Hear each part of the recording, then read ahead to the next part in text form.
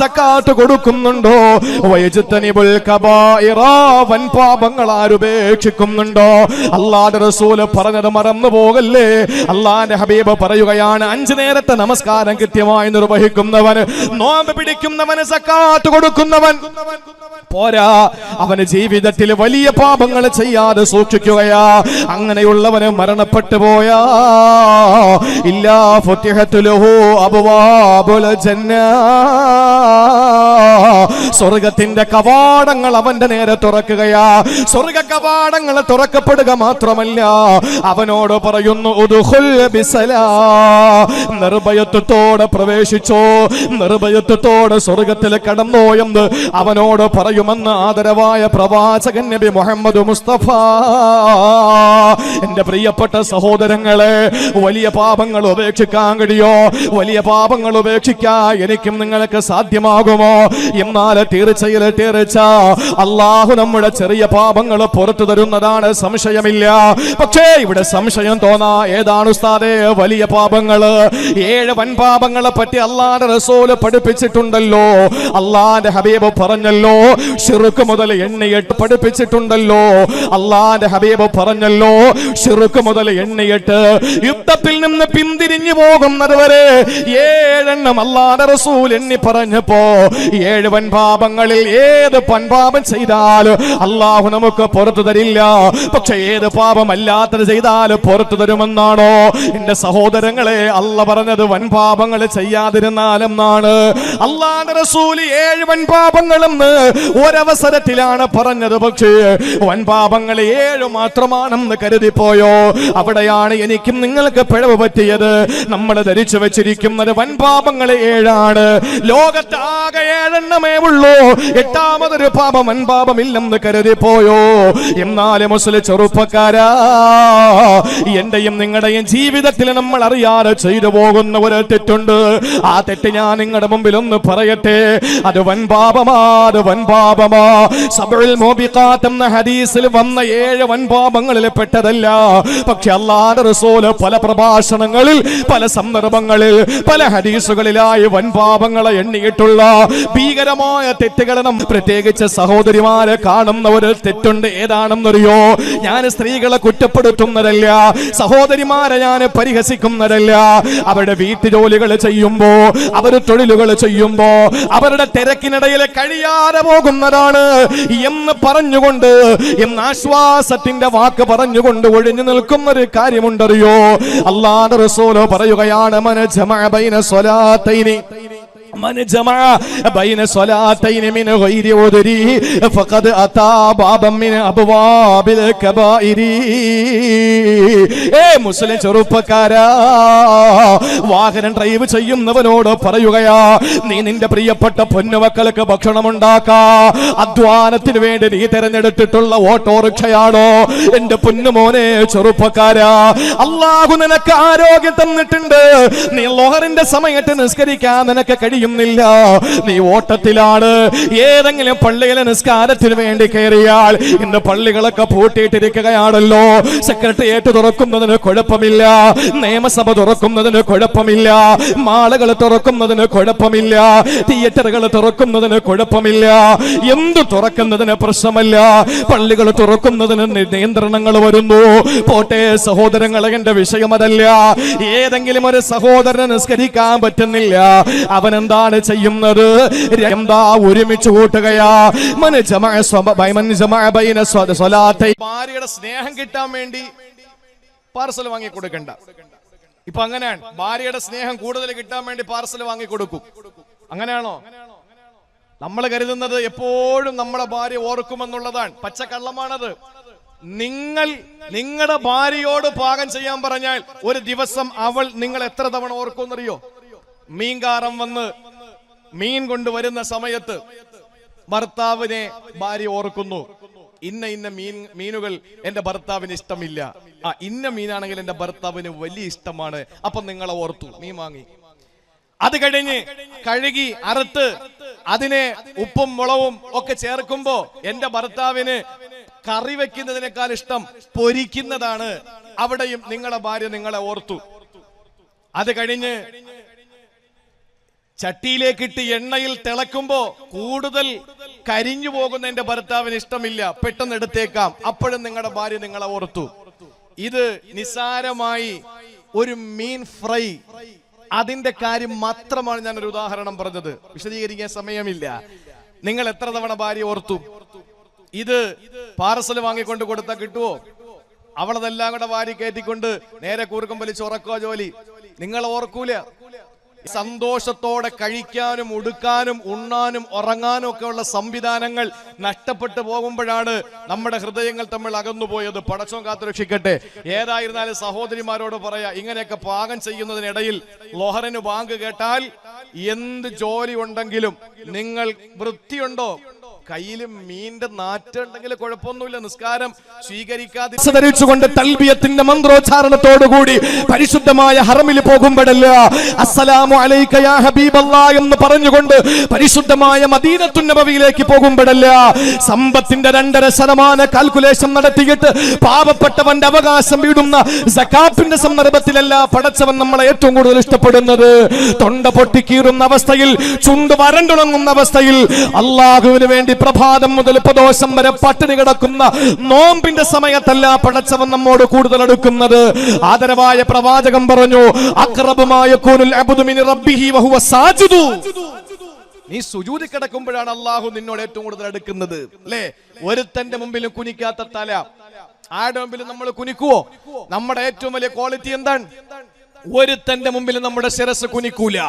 അത് ആരാണെങ്കിലും ആരുടെ മുമ്പിൽ കുനിക്കാത്ത ശിരസ് നടന്നു പോകുന്ന നിലത്ത് ചേർത്ത് വെച്ച് നമ്മുടെ ശരീരത്തിന്റെ ഏറ്റവും വലിയ ഇസ്സത്തിന്റെ അവയവമായ തല അത് നടന്നു പോകുന്ന നിലത്ത് ചേർത്ത് വെച്ചിട്ട് ശരീരത്തിന്റെ ഏറ്റവും വൃത്തികെട്ട അവയവമായി നമ്മൾ മനസ്സിലാക്കുന്ന പൃഷ്ഠഭാഗത്തെ ആ തലയേക്കാൾ ഉയർത്തി വെച്ചുകൊണ്ട് എല്ലാ വെയിറ്റും എല്ലാ ശക്തിയും എല്ലാ ഭാരവും ആ തലയിൽ കൊടുത്തുകൊണ്ട് നമ്മൾ പറയുന്നു, സുബ്ഹാന റബ്ബിയൽ നീയാണ് പരിശുദ്ധൻ, നീയാണ് ഉന്നതൻ, നീയാണ് ഔന്നത്യത്തിന്റെ ഉടമസ്ഥൻ പടച്ചവനെ എന്ന് പറയുന്ന സുജൂദ്.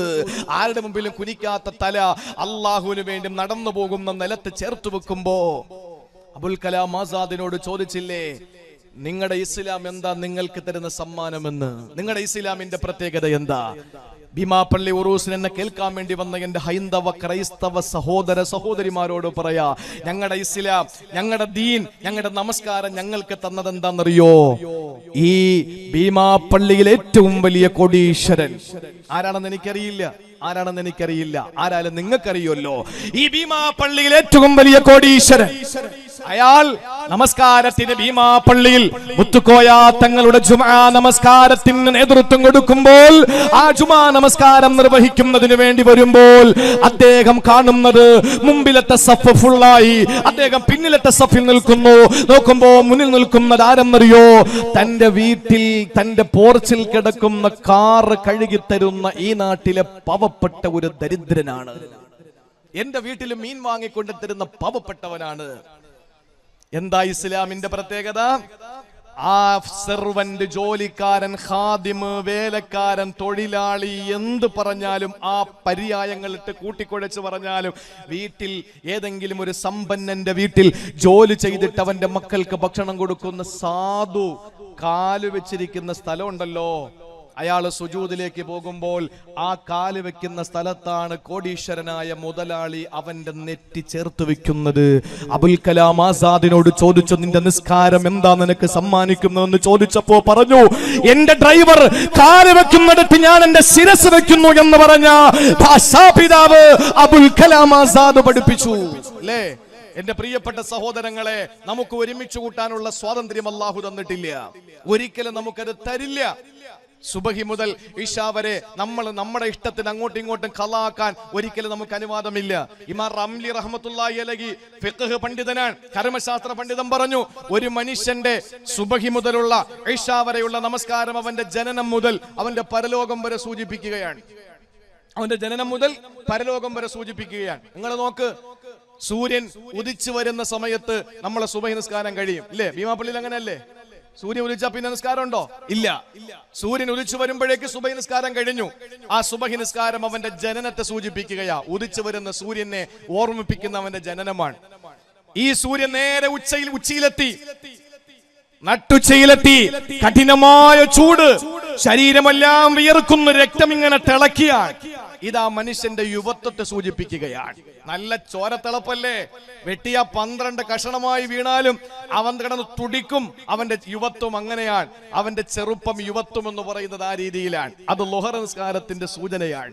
അത് കഴിഞ്ഞ് പഴയ പൊളപ്പും ആ ഒരു തിളപ്പൊന്നും ഇപ്പൊ ഇല്ല അല്ലേ. കണ്ണൊക്കെ കാഴ്ച മങ്ങി, സംസാരശേഷിയൊക്കെ കുറഞ്ഞു വരുന്നു, കേൾവിയൊക്കെ കുറഞ്ഞു വരുന്നു.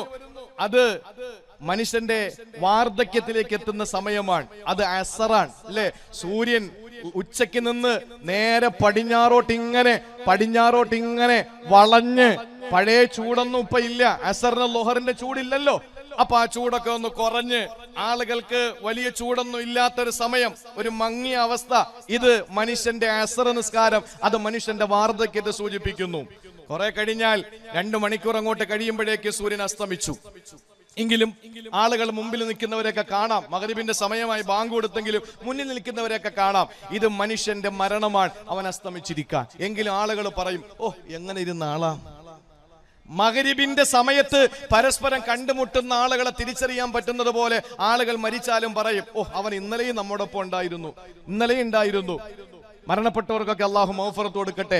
ഇന്ന് കൊല്ലം ജില്ലയിലെ അൻവാറുശ്ശേരിയിലെ ശാസ്താംകോട്ടയിലെ ഒരു പ്രഗത്ഭനായ പണ്ഡിതൻ UK അബ്ദുർ റഷീദ് മൗലവി മരണപ്പെട്ട. അള്ളാഹു അദ്ദേഹത്തിന്റെ പരലോകം എളുപ്പമാക്കി കൊടുക്കട്ടെ, ഖബർ അള്ളാഹു വിശാലമാക്കി കൊടുക്കട്ടെ. ഒരുപാട് സഹോദരങ്ങൾ ദുആ കൊണ്ട് വസിയത്ത് ചെയ്തു മരണപ്പെട്ട കുടുംബാദികൾക്ക് വേണ്ടി ദുആരക്കാൻ. അള്ളാഹു അവർക്കൊക്കെ മഗ്‌ഫിറത്ത് നൽകി അനുഗ്രഹിക്കുമാറാവട്ടെ. ഞാൻ പറഞ്ഞു വന്നത്, അസ്തമിച്ചു എങ്കിലും ആളുകൾ നമ്മളെ പറ്റി എന്തെങ്കിലുമൊക്കെ പറയും. അതാണ് മഗ്‌രിബ്. സൂര്യൻ അസ്തമിച്ചാലും മുംബൈക്കുന്ന ആളുകളെ കാണാം. കുറെ സമയം കഴിഞ്ഞാൽ, 1 മണിക്കൂറും 20 മിനിറ്റും കഴിഞ്ഞാൽ, മഗ്‌രിബ് ഇശാഇനിടയിൽ ആ സമയം കഴിഞ്ഞാൽ ഇശാഇന്റെ സമയമെത്തി. എന്താണെന്നറിയോ, ആരും സൂര്യനെ പറ്റി പറയില്ല. കാരണം ഇരുട്ടായി. സൂര്യൻ എല്ലാവരും മറന്നു എന്നതുപോലെ നമ്മുടെ പരലോകമാണ്. നമ്മൾ ആരും ഓർക്കൂല, എല്ലാരും മറന്നു. ചുരുക്കത്തിൽ ജനനം മുതൽ പരലോകം വരെ 5 നേരത്തെ നമസ്കാരത്തെ അല്ലാഹു തആല സംവിധാനിച്ചിരിക്കുമ്പോൾ എങ്ങനാണടോ ളുഹറിനെയും അസ്റിനെയും ഒരുമിച്ച് കൂട്ടാൻ ആരാ നമുക്ക് അനുവാദം തന്നത്? നീ ദീർഘമായ യാത്ര ചെയ്യുന്നവനാണെങ്കിൽ അതിനെ ചുരുക്കാൻ നിനക്ക് അല്ലാഹു തന്നെ അനുവാദം തന്നത്. അതിനെ രണ്ടും ഒരുമിച്ച് കൂട്ടാൻ, ജമ്മായി നിസ്കരിക്കാനും അല്ലാഹു അനുവാദം തന്നു. അത് കാരണമില്ലാതെ നമ്മൾ ഉണ്ടാക്കുന്ന ഒരു കാരണത്തിന്റെ പേരിലാണെങ്കിൽ അല്ലാഹു മാപ്പ് തരില്ല. വിശദീകരണങ്ങൾക്ക് സമയമില്ല. അല്ലാഹുവിന്റെ റസൂൽ സല്ലല്ലാഹു അലൈഹി വസല്ലമ തങ്ങൾ പറയുകയാണ്, പ്രിയപ്പെട്ട സഹോദരങ്ങളെ, 2 നമസ്കാരത്തെ അകാരണമായി ഒരുമിച്ച് കൂട്ടിയാൽ അവൻ അല്ലാഹു തആല അവനെ കണക്കാക്കുന്നത് വൻപാപികളുടെ കൂട്ടത്തിലാണ്. പടച്ചവനെ കാത്തുരക്ഷിക്കട്ടെ. ഒരു ദിവസം അല്ലാഹുവിന്റെ റസൂൽ ചാരിയിരിക്കുക, ഒരു മനുഷ്യനെ കടന്നു വന്നിട്ട് ചോദിക്കുകയാണ്, യാ റസൂലല്ലാഹ്, ഏതാണ് വലിയ പാപങ്ങളെന്ന് പഠിപ്പിച്ചു തരുവോ? ഈ പറയുന്നതും എന്റെ പ്രിയപ്പെട്ടവരെ നമ്മൾ അറിയാതെ നമ്മുടെ ജീവിതത്തിൽ വന്നു പോകുന്ന കാര്യമാ. ഏതാ വൻപാപമെന്ന് ചോദിച്ചു വന്ന അനുചരന്മാരോട് ചാരിയിരിക്കുന്ന ഹബീബ് തന്റെ ചാരിയിരിക്കുന്ന അവസ്ഥയിൽ നിന്ന് മാറിയിട്ട് അല്ലാഹുവിന്റെ റസൂൽ പറയുകയാണ്, നിങ്ങൾ സൂക്ഷിക്കേണ്ടത് വൻപാപങ്ങൾ ഏതെന്നറിയോ? കേവലം 7 വൻപാപങ്ങൾ മാത്രമല്ല, കാരുണ്യത്തിന്റെ തിരുദൂതരെ പറഞ്ഞു കൊടുക്കുകയാണ്. അശ്റുകു ബില്ലാഹ്, അൽയഅ്സു മിൻ റൗഹില്ലാഹ്, വൽ ഖനൂതു മിൻ റഹ്മത്തില്ലാഹ്, ഹാദാ അക്ബറുൽ കബായിർ. അല്ലാഹുവിന്റെ റസൂൽ പറയുകയാണ്, അല്ലാഹുവിനോട് പങ്കു ചേർക്കുന്ന ഒരാൾ, ശിർക്ക് ചെയ്യുന്ന ആൾ, മനുഷ്യബുദ്ധിയെ പരസ്യമാകട്ടെ അവഹേളിക്കുന്ന ശിലാവിഗ്രഹങ്ങളുടെ മുമ്പിൽ കൈകൂപ്പുന്ന ഒരാൾ, അല്ലാഹു അല്ലാത്ത ശക്തികള്, അല്ലാഹു അല്ലാത്ത വ്യക്തികള്, അത് പണമായാലും പവറായാലും പ്രശസ്തിയായാലും ഉദ്യോഗമായാലും ഏതായാലും അതെല്ലാം എനിക്ക്, എല്ലാ കഴിവുകളും എനിക്ക് അതാണ് വലുതെന്ന് ചിന്തിക്കുന്നവര് അല്ലാഹുവിനോട് നീ പങ്കു ചേർക്കുകയാ. അങ്ങനെ ശിർക്ക് ചെയ്യലാണ് ഏറ്റവും വലിയ പാപമെന്ന് പറഞ്ഞിട്ട് അല്ലാഹുവിന്റെ റസൂൽ പറഞ്ഞത് എന്തെന്നറിയോ? അൽയഅ്സു മിൻ റൗഹില്ലാഹ് വൽ ഖനൂതു മിൻ റഹ്മത്തില്ലാഹ്, അള്ളാഹുവിന്റെ കാരുണ്യത്തെ തൊട്ട് നിരാശരാകല. അതാ ഞാൻ ആമുഖം പറഞ്ഞത്. ഒരിക്കലും അള്ളാഹുവിന്റെ റഹ്മത്തിനെ തൊട്ട് നിരാശരാകല്ലേ. അള്ളാഹുവിന്റെ റഹ്മത്തിനെ തൊട്ട് നിരാശ വേണ്ട. ലോകത്താരും നമ്മളെ ഒന്നും ചെയ്യൂല. നമ്മളെ സൃഷ്ടിച്ച പടച്ച തമ്പുരാനുണ്ടല്ലോ, നമ്മളെ സംരക്ഷിക്കുന്ന അല്ലാഹുവുണ്ടല്ലോ, നാളെ നമ്മളെ സംഹരിക്കുന്ന അള്ളയുണ്ടല്ലോ. ഒരിക്കലും എന്റെ പ്രിയപ്പെട്ടവര് പടച്ച തമ്പുരാൻ നമ്മളെ കൈയൊഴിയൂല. ആരൊക്കെ ഒഴിഞ്ഞാലും പടച്ചവൻ നമ്മളെ കൈയൊഴിയൂല. അതുകൊണ്ട് റബ്ബിനെ തൊട്ട് നിരാശ വേണ്ട എന്റെ പ്രിയപ്പെട്ടവര്. അങ്ങനെ നിരാശപ്പെട്ടാൽ അത് വൻപാപമാണെന്ന് മുഖ്ബിറെ സാദിഖ് ഇമാമുൽ ഹറമൈൻ നബിയു സഖലൈൻ ത്വാഹ മുഹമ്മദുർ റസൂലുള്ളാഹ്. ഇത്രയും പറയുമ്പോൾ എന്റെ പ്രിയപ്പെട്ട സഹോദരിമാരെ സഹോദരങ്ങളെ ചിന്തിക്കൂ. ഈ പറയപ്പെട്ട വൻപാപങ്ങൾ ഒഴിച്ച് ചെറുതേരം ചെയ്യാമെന്നാണോ? അല്ല, ചെറുത് ചെയ്തോ. പക്ഷേ ഒരു കാര്യം നമ്മളെ ഗൗരവത്തിൽ കാണണം. അതും കൂടി പറഞ്ഞുകൊണ്ട് ഞാൻ ഒന്നാമത്തെ സൂക്തം അവസാനിപ്പിക്കുകയാ. അള്ളാന്റെ ഹബീബ് പറയുകയാണ്, ഒരു ഉദാഹരണത്തിൽ സമർത്ഥിക്കുകയാ. ഒരു ഉദാഹരണം സഹാബത്തിന് പഠിപ്പിച്ചു കൊടുക്കുകയാ. ഒരു സംഘം ആളുകൾ വിജനമായ ഒരു പ്രദേശത്തെത്തി. ആ പ്രദേശത്തെത്തുമ്പോ അവരൊക്കെ പാകം ചെയ്യണം. പക്ഷേ അവിടെ കമ്പുകളില്ല, അവിടെ വിറകുകളില്ല. എന്താ ചെയ്യേണ്ടത്? മരക്കമ്പുകൾ എടുത്തുകൊണ്ട് വരാൻ സഹാബത്തിനോട് നബി തങ്ങൾ ആജ്ഞാപിച്ചു. അവർ ഓരോരുത്തരായി ഓരോ പ്രദേശത്തേക്ക് പോവുകയാ. ഓരോരുത്തർക്കും ഓരോ ഓരോ ഓരോ ശിഖരങ്ങൾ കെട്ടി അതെല്ലാം കൊണ്ട് വൃക്ഷത്തിന്റെ ശിഖരങ്ങളുമായി കടന്നു വരുമ്പോ അള്ളാന്റെ റസൂലിന്റെ മുന്നിൽ കൊണ്ടുവന്ന് നിരത്തി വെക്കുകയാ. ഒരു കൂമ്പാരമായി അള്ളാന്റെ റസൂല് പറഞ്ഞു, എന്നാലിനെ പാകം ചെയ്യട്ടെ. അങ്ങനെ ഒരാള് ഭക്ഷണം പാകം ചെയ്യുകയാണ്. ഇമാം അഹ്മദ് റിപ്പോർട്ട് ചെയ്യുന്ന ഹദീസിലെ കാണാം. ഇത് കണ്ടിട്ട് അല്ലാഹുവിന്റെ റസൂല് സഹാബത്തിനോട് പറയുകയാണ്, ഇത് നിങ്ങൾ കണ്ടില്ലേ സഹാബാ? ഇവിടെ വരുമ്പോൾ ഒരു കമ്പുമില്ല, ഒരു വിറക് കഷണവുമില്ല, വൃക്ഷത്തിന്റെ ശിഖരങ്ങളില്ല, ഒന്നുമില്ല, വിജനമായിരുന്നു. പക്ഷേ നിങ്ങൾ നാലു ഭാഗത്ത് പോയി ഓരോ ചുള്ളിക്കമ്പെടുത്തു കൊണ്ടുവന്നപ്പോ ഇവിടെ ഒരു കൂമ്പാരമായില്ലേ? അത് നിങ്ങൾക്ക് പാകം ചെയ്യാൻ കഴിയുന്ന രീതിയിൽ ഒരു വലിയ തീ കുണ്ടാരമായി മാറിയില്ലേ? ഇത് കാണിച്ചിട്ട് അല്ലാഹുവിന്റെ റസൂല് പറയുകയാണ്, ഇയ്യാകും ബിമുഹഖിറാത്തി ദുനൂബ്, ചെറിയ പാപങ്ങൾ നിസാരമായി കാണല്ല മുസ്ലിമേ. ഫഇന്നഹുന്ന യജ്തമിഉന അലർറജലി ഹത്താ യുഹ്ലികനാ, ഇത് ഒരാളുടെ മേൽ ഒരുമിച്ച് കൂട്ടപ്പെട്ടാൽ അവനെ നശിപ്പിച്ചിട്ടേ അടങ്ങൂ എന്ന് ആരംഭപ്പോവായ നബിയേ മുഹമ്മദ് മുസ്തഫ. ചെറിയ പാപങ്ങൾ നമ്മൾ പറയുമല്ലോ, അത് വലിയ പാപമൊന്നുമല്ലല്ലോ.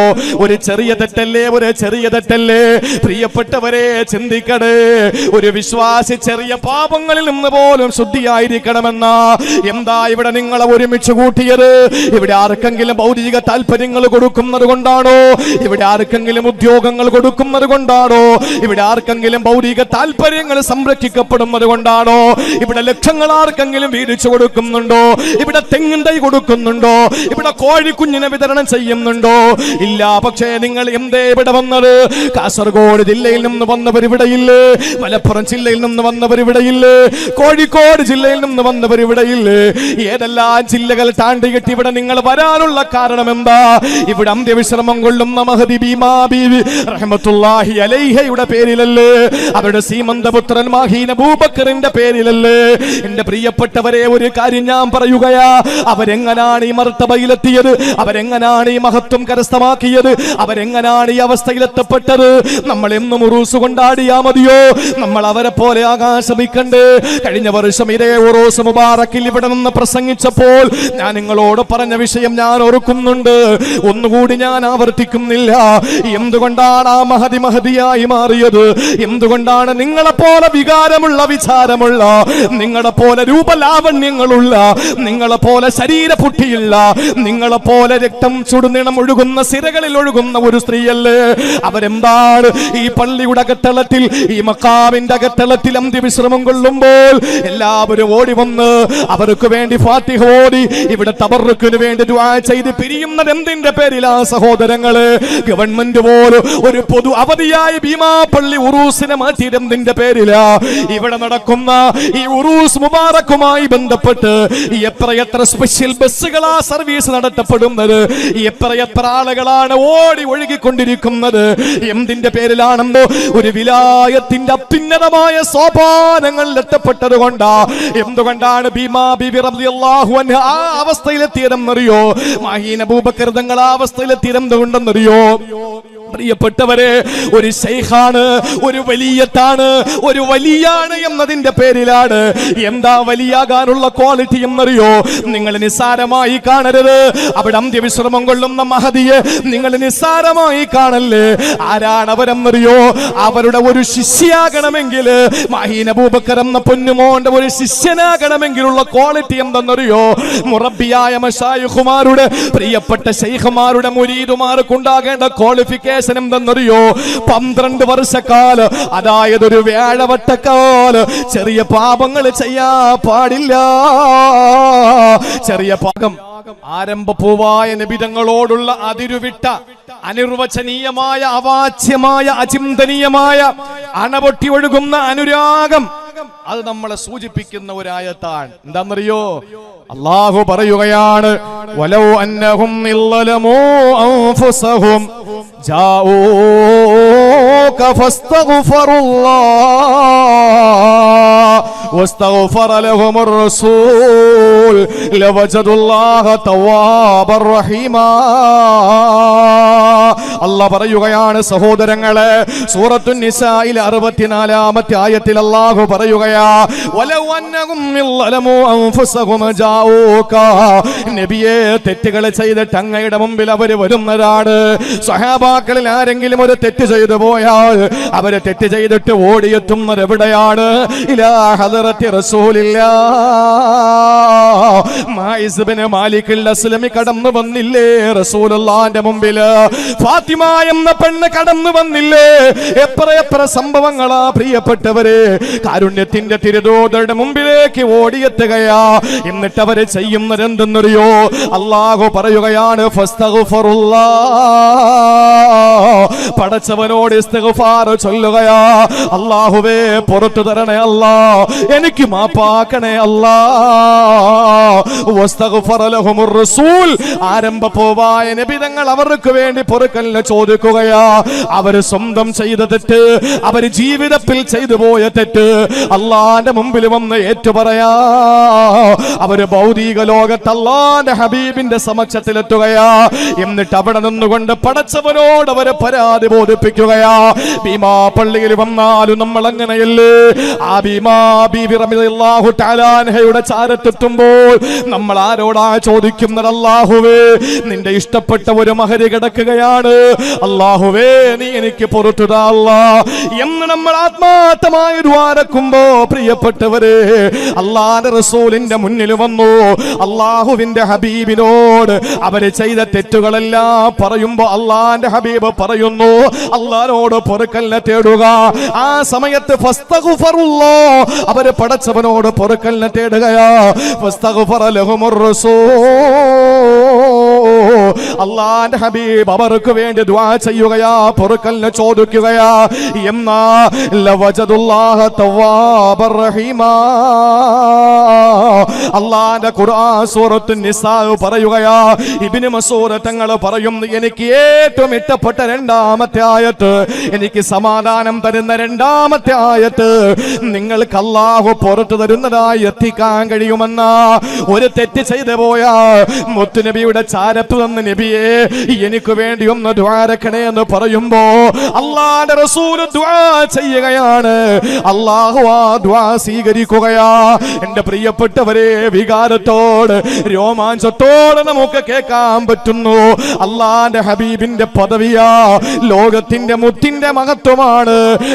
റളിയല്ലാഹു തആല അൻഹു പറയുകയാണ്, ഞാനൊരു ദിവസം റൗള ശരീഫിൽ ഇരിക്കുമ്പോ ഞാൻ എന്റെ ഹബീബിന്റെ ചാരത്ത് സലാം ചൊല്ലിയിട്ട് അവിടെ ഞാൻ എന്റെ മുത്തിന്റെ ചാരത്തിരിക്കുമ്പോ ഖുബ്ബത്തുൽ ഖളറായിന്റെ അടുത്ത് പോകാത്തവർ എന്റെ ശബ്ദം കേൾക്കുന്നുണ്ടോ? ലോകത്ത് നമ്മൾ പോകേണ്ടത് പരിശുദ്ധമായ ഹറമിലാണ്. അവിടുന്ന് മസ്ജിദുൻ നബവിയിലെത്തുമ്പോ എന്റെ പ്രിയപ്പെട്ടവരെ, ലോകം മുഴുവനും വിറ്റുപറക്കിയാൽ, എന്തെല്ലാം നമ്മൾ വിറ്റുപറക്കിയാൽ, പരിശുദ്ധമായ മണ്ണിലെത്താതെ മരിച്ചുപോയോ ഒന്നാലോചിക്കണേ, ഭൗതിക ലോകത്ത് ഇതിനപ്പുറം നമുക്ക് നഷ്ടം വേറെ ഏതാ നമുക്കുള്ളത്? മദീനയുടെ രാജകുമാരന്റെ ചാരത്ത് ഞാൻ ഇരിക്കുമ്പോ അത്തബി റളിയല്ലാഹു തആല അൻഹു പറയുകയാ, ഒരു അറാബിയായ മനുഷ്യൻ വരികയാ, ഒരു ആദിവാസിയായ മനുഷ്യൻ വരികയാ, വിവരം കുറഞ്ഞ മനുഷ്യനാ, പാണ്ഡിത്യത്തിന്റെ പാപ്പരത്വമുള്ളൊരു മനുഷ്യനെ കടന്നു വരികയാ. അയാളെ കടന്നു വന്ന് റൗളാ ശരീഫിന്റെ മുന്നിലെത്തി. എന്നിട്ട് പറഞ്ഞതെന്തെന്നറിയോ? സഹോദരങ്ങളെ ശ്രദ്ധയോടെ കേൾക്കണേ. മഹാനായ അത്തബി റളിയല്ലാഹു അൻഹു പറയുകയാണ്, ഞാൻ ആ റൗളാ ശരീഫിന്റെ ചാരത്തിങ്ങനെ ഇരിക്കുമ്പോ അല്ലാഹുവിന്റെ റസൂലിന്റെ റൗളാ ശരീഫിനടുത്തിരിക്കുന്ന എനിക്ക് കാണാൻ കഴിഞ്ഞത് ഒരു ആദിവാസിയായ സഹാബി കടന്നു വരികയാ, ഒരു അറാബിയായ മനുഷ്യൻ കടന്നു വരികയാ. എന്നിട്ട് അല്ലാഹുവിന്റെ റസൂലിന്റെ റൗളയുടെ മുന്നിൽ വന്നു നിന്ന് പറയുകയാണ്, സലാമു അലൈക യാ റസൂലല്ലാഹ്, നബിയേ സലാത്ത് സലാമുകൾ അങ്ങക്കുണ്ടാകട്ടെ. എന്നിട്ട് മഹാനായ അത്തബി തങ്ങൾ പറയുകയാ, ആ മനുഷ്യൻ അവിടെ നിന്ന് വിളിച്ചു പറഞ്ഞു, സമയത്തുല്ലാഹ യഖൂൽ, നബിയേ എന്റെ പടച്ചവന് പറയുന്നത് ഞാൻ കേട്ടിട്ടുണ്ട്, വലൗ അന്നഹും ഇല്ലലമു അൻഫുസഹും ജാഊക ഫസ്തഗ്ഫിറുല്ലാഹ് വസ്തഗ്ഫറ ലഹുമുർ റസൂൽ ലവജദുല്ലാഹ തവ്വാബർ റഹീമാ. ഒരു തെറ്റ് ചെയ്തിട്ട് നബിയെ അങ്ങയുടെ മുന്നിൽ വരുമ്പോൾ അവർ അല്ലാഹുവിനോട് ഇസ്തിഗ്ഫാർ ചൊല്ലുമ്പോ, നിങ്ങളും അല്ലാഹുവിനോട് പാപം പൊറുക്കലിനെ ചോദിക്കുമ്പോ നിങ്ങൾക്ക് പാപം പൊറുക്കുന്ന അല്ലാഹനെ കണ്ടെത്താൻ കഴിയുമെന്ന് ആയത്ത് ഞാൻ കേട്ടു നബിയേ. ഖലറാഇന്റെ കുബ്ബയുടെ ചുവട്ടിൽ നിന്നുകൊണ്ട് ആ മനുഷ്യൻ പറയുകയാ, അല്ലാഹന്റെ തിരുദൂതരെ ഞാൻ എന്റെ പടച്ചവന് പറയുന്നത് കേട്ടു, എന്ത് തെറ്റ് ചെയ്താലും അങ്ങയുടെ മുമ്പിൽ വരുമ്പോ അങ്ങ് പൊറുക്കലിനെ തേടും, ഞാനും പൊറുക്കലിനെ ചോദിച്ച ലവജദുല്ലാഹ തവ്വാബർ റഹീമാ, പടച്ചവനെ നിങ്ങൾക്ക് മാപ്പ് തരുന്നവനായി കാണാൻ കഴിയുമെന്ന് പറഞ്ഞല്ലോ. നബിയെ ഞാൻ വന്നത് എന്തിനെന്നറിയോ? വഖദ് ജിഅതുക മുസ്തഗ്ഫിറൻ ലിദംബി വമുസ്തശ്ഫിഅൻ ബിക ഇലാ റബ്ബി. അങ്ങയുടെ മുമ്പിൽ വന്നത് വെറുതെയല്ല നബിയേ, അങ്ങയുടെ മുമ്പിൽ ഞാൻ വന്നത് എന്റെ പാപങ്ങൾ എണ്ണി പറയാനാ. അങ്ങ് പറയൂ, പടച്ചവനോട് പറയൂ, എനിക്കെന്റെ അല്ലാഹു പൊറുത്തു. എന്റെ റബ്ബ് പറഞ്ഞിട്ടുണ്ട് അങ്ങയുടെ മുഹോ ഫതാബ മിൻ തീബിഹിൻ القاء ولكم نفس الفداء لقبر نمد ساكنه فيه العفاف وفيه الجود والكرم. ആ മനുഷ്യൻ എന്ന് പറഞ്ഞതെന്തെന്നറിയോ? യാ ഖൈറ മൻ ദുഫിനത് ബിൽ ഖാഇ അഅലമുഹു, ഈ പുണ്യമണ്ണിൽ കിടന്നുറങ്ങുന്ന നബിയേ, ഈ പുണ്യമായ റൗളാ ശരീഫിന്റെ മണ്ണിൽ കിടന്നുറങ്ങുന്ന എന്റെ തിരുദൂതരെ, എന്റെ തിരുദൂതരെ, ഫതാബ മിൻ തീബിഹിൻ നൽഖാഉ വല്ലകുമു.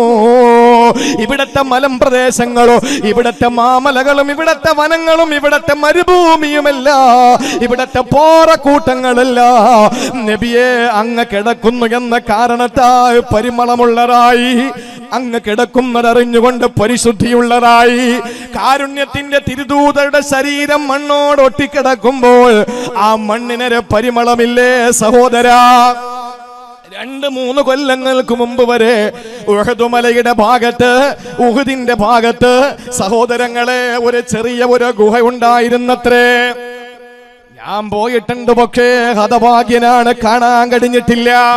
പ്രഗൽഭനായ ഈ കേരളത്തിലെ ഒരു മുദരിസ്, നൂറുകണക്കിന് ശിഷ്യന്മാരെ തർബിയത്ത് കൊടുക്കുന്ന ഒരു മുദരിസ്, അദ്ദേഹം ആ ഗുഹയ്ക്കുള്ളിൽ, ആ പാറക്കെട്ടിന്റെ ഉള്ളിൽ കേറി ഇരുന്നിട്ട് എന്നെ വിളിച്ചു ഫോൺ ചെയ്തു. എന്നിട്ട് പറഞ്ഞു, പടച്ചവനാണ്, 114 കഴിഞ്ഞിട്ടും ഈ ഉഹദിന്റെ ഈ പാറക്കെട്ടിന്റെ ഉള്ളിൽ ഒരു ചെറിയ ഇരിപ്പിടം പോലെ ഒരു പാറയുണ്ട്. അതിൽ അല്ലാഹുവിന്റെ ഹബീബ് ഉഹദ് യുദ്ധം നടക്കുന്ന സമയത്ത് വിശ്രമിച്ചത്രേ. അതിനകത്ത് കയറി റസൂലുള്ള വന്നിരുന്നു. ആ സമയത്ത് പനിനീരിന്റെ പരിമളമുള്ള കാരുണ്യത്തിന്റെ തിരുദൂതരുടെ ശരീരത്തിൽ നിന്ന് ഒരു തുള്ളി വിയർപ്പ് ആ ഗുഹയ്ക്കകത്തു വീണു. സഹോദരങ്ങളെ, 1400 വർഷങ്ങൾ കഴിഞ്ഞിട്ടും വല്ലാഹി തമ്പുരാനെ തന്നെയാണ് സത്യം, ആ ഗുഹയ്ക്കകത്ത് നിന്ന് ഹബീബിന്റെ മണം വിട്ടുമാറിയിട്ടില്ലത്രേ. ഹബീബിന്റെ മണമാ ഗുഹയ്ക്കകത്ത് നിന്ന് വിട്ടുമാറിയില്ലത്രേ. എങ്ങനെ റൗള ശരീഫിന്റെ മണലുകൾക്ക് പരിമളയില്ലാതിരിക്കും? എങ്ങനെ മദീനയുടെ മണ്ണിന് മഹത്വമില്ലാതിരിക്കും?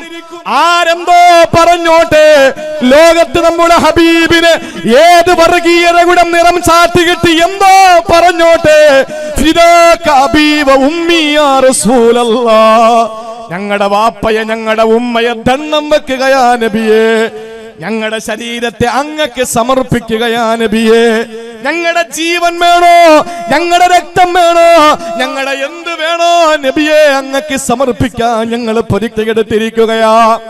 ആഗ്രഹിക്കണ സഹോദരങ്ങളെ, ഞാനും ആഗ്രഹിക്കുന്നുണ്ട് ഇതേപോലത്തെ ഒരു വേദിയിൽ പുണ്യ ഹബീബിനെ പറ്റി പറഞ്ഞ്, മദീനയെ പറ്റി പറഞ്ഞ്, ആ ഹബീബിന്റെ അവദാനങ്ങളെ പറഞ്ഞ് അവസാനം ആ സദസ്സിൽ രക്തം ഛർദ്ദിച്ച് മരിക്കാൻ കഴിഞ്ഞാൽ അതിനപ്പുറം എന്റെ ഹബീബിന്റെ വികാരം എന്റെ ജീവിതത്തിന്റെ വികാരമാകുന്നത് ഇതിനപ്പുറം ഏതൊരു നിലയിലാണ്? എന്റെ സഹോദരങ്ങളെ, നമുക്ക് വല്ല നമ്മുടെ ഹബീബല്ലയോ?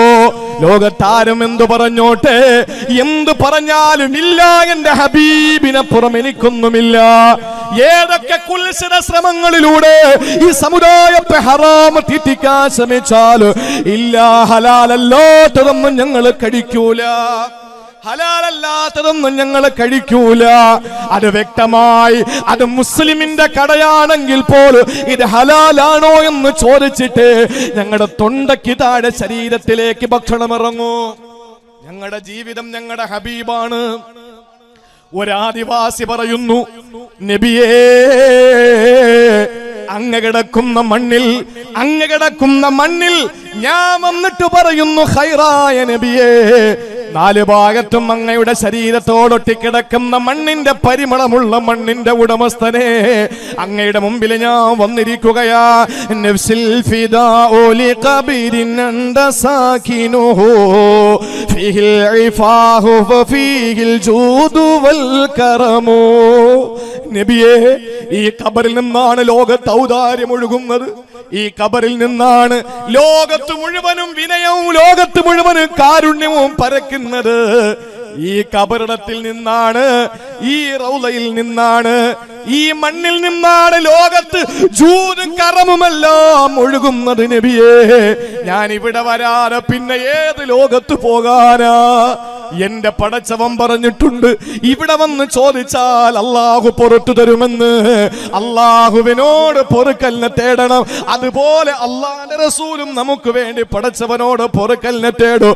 അങ്ങനെ റസൂലേ, അങ്ങയുടെ ഖുർആൻ അങ്ങ് പഠിപ്പിച്ച ഗ്രന്ഥം പറഞ്ഞിട്ടുള്ളത് കൊണ്ടാ ഈ പാവമോടി ഇവിടെ വന്നതെന്ന് പറഞ്ഞിട്ടാ മനുഷ്യന് മണ്ണുവാര് തലയിലിട്ട് കുഞ്ഞുങ്ങളെ പോലെ തേങ്ങിക്കരഞ്ഞ റൗള ശരീഫിൽ നിന്ന് പടിയിറങ്ങുമ്പോ ഒരു ചെറിയ മയക്കത്തിലേക്ക് അത്തബി തങ്ങൾ പോയത്രേ.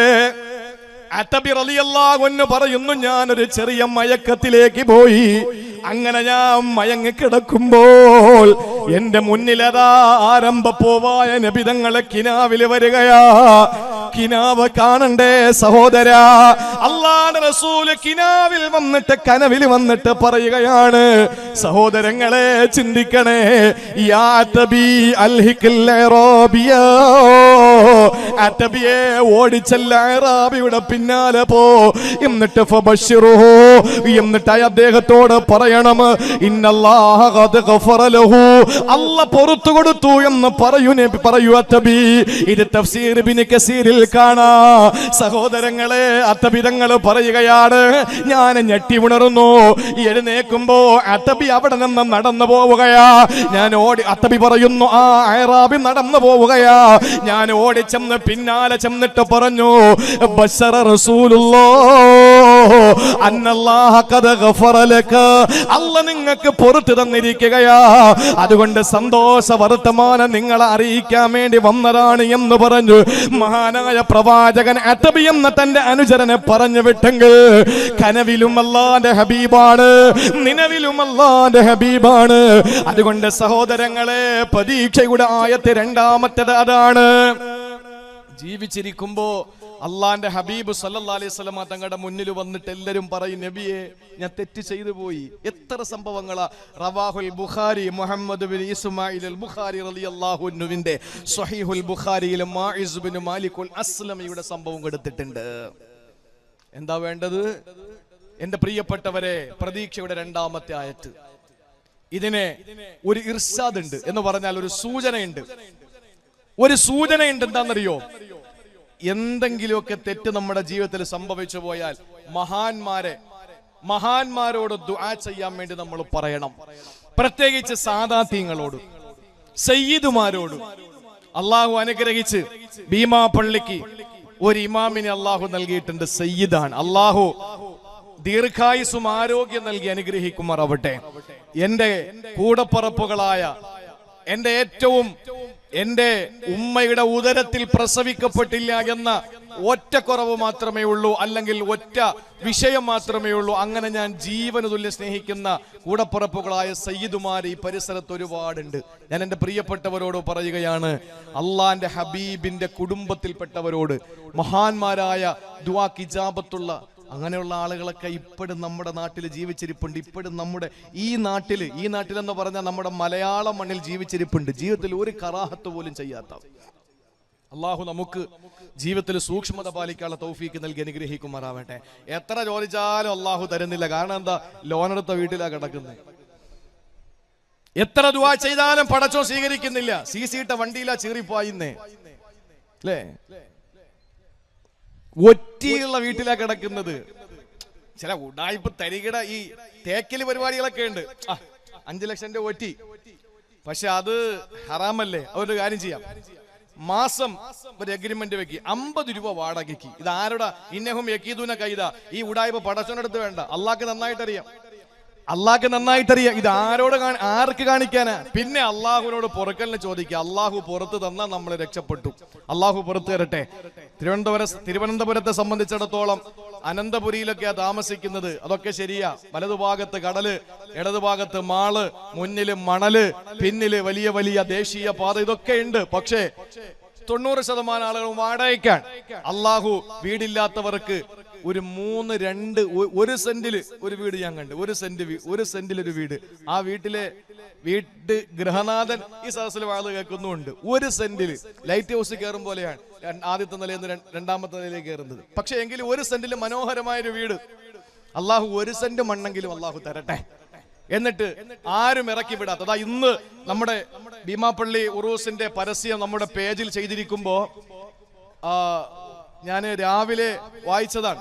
നമ്മുടെ വണ്ടൂര് ഭാഗത്ത് നിന്ന്, മലപ്പുറം ജില്ലയുടെ നിലമ്പൂര് ഭാഗത്ത് നിന്ന് ഒരു സഹോദരൻ മെസ്സേജ് അയച്ചിരിക്കുന്നു. ഷൗക്കത്ത് അലി എന്ന പേര്. അദ്ദേഹം ഈ പരിപാടി കാണുന്നുണ്ടാവും. അദ്ദേഹം, ഞാൻ കണ്ടിട്ടില്ല ആ മനുഷ്യനെ. അദ്ദേഹം എഴുതിയിരിക്കുന്നു, ഉസ്താദേ ഭീമാപ്പള്ളി ഉറൂസ് അല്ലേ, നിങ്ങൾ ദുആ ചെയ്യണം. അൽഹംദുലില്ലാ, ഒരു സന്തോഷം പങ്കിടാനുണ്ട്. വാടക വീട്ടിൽ നിന്ന് സ്വന്തമായി ഞാൻ വാങ്ങിയ 7 സെന്റ് വസ്തുവിലേക്ക് ഞാൻ താമസം മാറുകയാണ്. അവിടെ ഒരു ഷെഡ് കെട്ടി. അൽഹംദുലില്ലാ. മനസ്സിലായില്ല? ഇന്നലെ വരെ വാടക വീട്ടിലായിരുന്നു. ആ വീട് മാറി സ്വന്തമായ ഒരു 7 സെന്റ് ഭൂമി വാങ്ങി. അൽഹംദുലില്ലാ, ഞാൻ അങ്ങോട്ട് താമസം മാറുകയാണ്. ഷെഡിന്റെ പണി നടന്നുകൊണ്ടിരിക്കുക. എന്ന് പറഞ്ഞാൽ വീട് വെക്കാനുള്ള പൈസ ഇല്ലാത്തത് കൊണ്ട് ഒരു ഷെഡ് കെട്ടിയിട്ട് ഞാൻ അതിലേക്ക് താമസം മാറിയിരിക്കുകയാണ്. എന്റെ പ്രിയമുള്ള സഹോദരങ്ങളെ, നമ്മൾ തിന്നുന്നതും കുടിക്കുന്നതും ഉടുക്കുന്നതും നടക്കുന്നതും പിടിക്കുന്നതും ചിന്തിക്കുന്നതും ഒക്കെ നിഷിദ്ധമായപ്പോൾ ഒരുത്തന്റെയും ദുആ അല്ലാഹു സ്വീകരിക്കുന്നില്ല. എല്ലാ പള്ളികളിലും ദുആ ചെയ്തില്ലേ? എവിടെയെല്ലാം ദുആ ചെയ്തു? ആയിരക്കണക്കിന് കരങ്ങൾ ആകാശത്തിലേക്ക് ഉയർന്നിട്ട് പടച്ചവനോട് പൊട്ടിക്കരഞ്ഞ് ദുആ ചെയ്തില്ലേ? 10,000-കണക്കിന് കണ്ണുനീർ തുള്ളികൾ ചാലിട്ടൊഴുകിയില്ലേ? എന്തേ നമ്മുടെ ദുരിതങ്ങൾ അല്ലാഹു മാറ്റിത്തരുന്നില്ല? എന്തുകൊണ്ട് മാറുന്നില്ല? കഴിക്കുന്നത് ഹറാമായി പോയി അല്ലേ? അപ്പോഴാണ് ഒരുത്തന്റെ ഒരു ഉഡായിപ്പിന്റെ ബോർഡ്, ഇവിടെ ഹറാമായത് മാത്രമേ കിട്ടുള്ളൂ. ഇവിടെ ഹറാമായത് മാത്രമേ കിട്ടുള്ളൂ, ഹലാൽ രഹിതമാണ് ഇവിടെ ഹലാല് കിട്ടൂല. അപ്പോഴ് ഈ പറയുന്ന ആളിന്റെ വലിപ്പത്തിനുള്ള സവനപ്പിന്റെ ഒരു ബോക്സ് ഇരിക്കുന്നു, അതിൽ വ്യക്തമായി എഴുതിയിരിക്കുന്നു ഹലാലാണ് എന്ന്. എന്റെ പ്രിയപ്പെട്ട സഹോദരങ്ങളെ, ഹലാലെന്ന് പറഞ്ഞാൽ ഒരിക്കലും അത് ഭീകരതയുടെ ഒരു പര്യായമാണെന്ന് കരുതി പോകരുത്. മോട്ടിക്കാത്ത സാധനം, പിടിച്ചുപറിക്കാത്ത സാധനം, അറുക്കപ്പെടുന്നത് മോശമായി കൊല്ലാതെ ചാകാതെ മാന്യമായിട്ട് മൂർച്ചയുള്ള കത്തി കൊണ്ട് മുറിച്ചത് എന്നൊക്കെ അർത്ഥമുള്ള അനുവദനീയമായിരുന്ന അർത്ഥമുള്ള അതിനെ ഭീകരതയുടെ പര്യായമായി ആരും കാണുമൊന്നും വേണ്ട. ഞാൻ പറയുന്നത് എന്റെ പ്രിയപ്പെട്ടവരെ, മുത്തുനബി സല്ലല്ലാഹു അലൈഹി വസല്ലമ തങ്ങളുടെ മുമ്പിൽ വന്ന് സ്വഹാബാക്കൾ അവരുടെ വിഷമങ്ങൾ പറയുമ്പോൾ അള്ളാഹുവിനോട് ദുആ ചെയ്ത് അതെല്ലാം മാറ്റിക്കൊടുത്തിട്ടുണ്ടെങ്കിൽ മഹാന്മാരുടെ മുമ്പിൽ ചെന്നിട്ട് നമുക്ക് ദുആ കൊണ്ട് വസിയത്ത് ചെയ്യാം. അവർ ദ്വാരക്കട്ടെ, ഫസ്തഗ്ഫിറുല്ലാഹ്, നമ്മളും പടച്ചോട് പൊറുക്കലിനെ ചോദിക്ക്. വസ്തഗ്ഫറ ലഹുർ റസൂലു, ഉലമാക്കളും സാദാത്യങ്ങളും അള്ളാഹുവിന്റെ ഹബീബിന്റെ പിന്തലമുറക്കാരായ പ്രവാചകന്മാരുടെ അനന്തരാവകാശികളായ ഉലമാക്കളും നിങ്ങൾക്ക് വേണ്ടി പൊറുക്കലിനെ ചോദിച്ചാൽ ലവജദുല്ലാഹ തവ്വാബർ റഹീമ. അതുകൊണ്ട് കാണുന്ന ഉലമാക്കളോട് സാദാത്യങ്ങളോടൊക്കെ സ്നേഹം വെക്കണം, എന്നിട്ട് അവരോടൊക്കെ ദുആ കൊണ്ട് വസിയത്ത് ചെയ്യണം. ആരുടെ ദുആയ കിട്ടുന്നതെന്ന് പറയാൻ പറ്റൂല. അതുകൊണ്ടല്ലേ നമ്മൾ അത്രയും ബഹുമാനത്തോടെ ഉലമാക്കളുടെ ദുആ ഉള്ളത് കൊണ്ട്, ആ ഉസ്താദുമാരുടെയൊക്കെ ദുആ ഉള്ളത് കൊണ്ടാണ് നിന്നു പോകുന്നത്. ഇല്ലെങ്കിലൊക്കെ എപ്പോഴേ തള്ളിപ്പോയനെ. അള്ളാഹു നമ്മളെ കാത്തുരക്ഷിക്കട്ടെ. അതുകൊണ്ട് പ്രിയപ്പെട്ട സഹോദരങ്ങളെ, രണ്ടാമതായി വിശുദ്ധ ഖുർആൻ പറഞ്ഞത് അതാണ്. ഇനി മൂന്നാമതായി വിശദീകരിക്കാൻ സമയമില്ല. മൂന്നാമത്തെ പ്രതീക്ഷയുടെ ആയത്തേതെന്നറിയോ? അല്ലാഹു പറയുകയാണ്, ഇതേ സൂറത്തുൻ നിസായിലെ 116-ാമത്തെ ആയത്തിൽ അല്ലാഹു പറയുകയാ, ഇന്നല്ലാഹ ലാ യഗ്ഫിറു അൻ യുശ്റക ബിഹി വയഗ്ഫിറു മാ ദൂന ദാലിക ലിമൻ യശാ വമൻ യുശ്രിക് ബില്ലാഹി ഫഖദ് ഇഫ്തറാ ഇസ്മൻ അളീമാ. അല്ലാഹുവിന്റെ വിശുദ്ധമായ കലാമിലൂടെ അല്ലാഹു പറയുകയാ, ഇന്നല്ലാഹ ലാ യഗ്ഫിറു അൻ യുശ്റക ബിഹി, ശിർക്ക് ചെയ്യുന്നതിന് അല്ലാഹു പൊറുക്കുന്നതല്ല. അല്ലാഹു അല്ലാത്തവരുടെ മുമ്പിൽ നമ്മുടെ സങ്കടങ്ങൾ പറഞ്ഞ, അല്ലാഹു അല്ലാത്തവരുടെ മുമ്പിൽ നമ്മുടെ ശിരസ് കുനിച്ചാൽ, അല്ലാഹു അല്ലാത്തവരോട് നമ്മുടെ കാര്യങ്ങൾ ഏറ്റു പറഞ്ഞാൽ ഒരിക്കലും അല്ലാഹു പൊറുക്കൂല. അല്ലാഹു ഒരിക്കലും മാപ്പ് തരൂല. വയഗ്ഫിറു മാ ദൂന ദാലിക ലിമൻ യശാ, അതല്ലാത്തത് അവൻ ഉദ്ദേശിക്കുന്നവർക്ക് പുറത്തു കൊടുക്കുന്നതാ. ശിർക്കല്ലാത്തത് അവൻ ഉദ്ദേശിക്കുന്നവർക്ക് പുറത്തു കൊടുക്കുന്നതാ. കാരണം ശിർക്ക് ചെയ്യുന്നവർ ഭീകരമായ തെറ്റാണ് ചെയ്യുന്നതെന്ന് അല്ലാഹുവിന്റെ പരിശുദ്ധ ഖുർആൻ